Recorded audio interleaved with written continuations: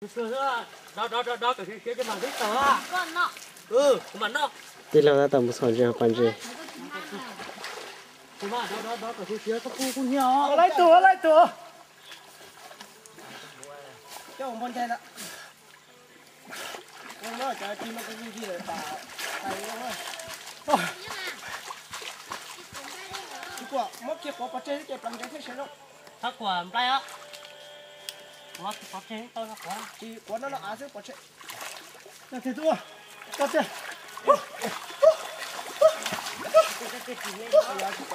Đi lâu tôi sẽ lên dịch cái đấy nè.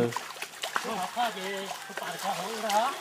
Nó cái mùa các khu này, cái mùa cho không khổ à. Còn ra đi à. Đi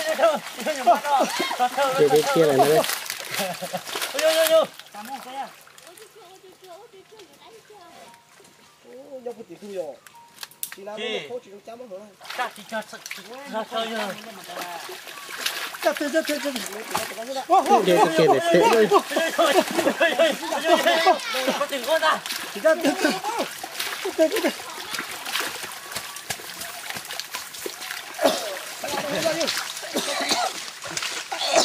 Tận đây có tiền đúng không đó mà nó chua.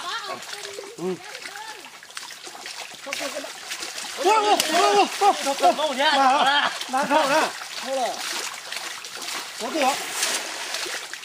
哇，这个头车，这路熟了，这路啊，路今天不让路接糖苦啊。Chữ ha.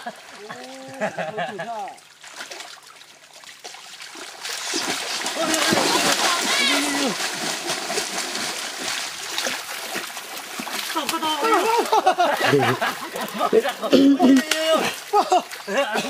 Không nó ổn mà.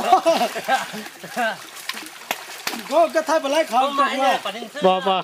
Là. Bỏ cái.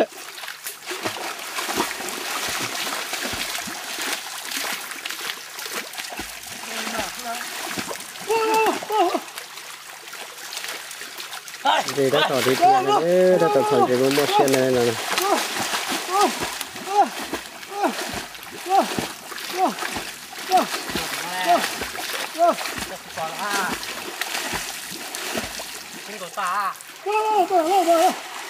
Tụi đi thấy à? Ôi yêu đi ra. Ôi trời ơi, con chim bao. Quả hè phanh nhỏ này. Có số luôn à? Nhìn ta được cái này. Ô, lấy gì? Lại luôn, thay luôn, chưa.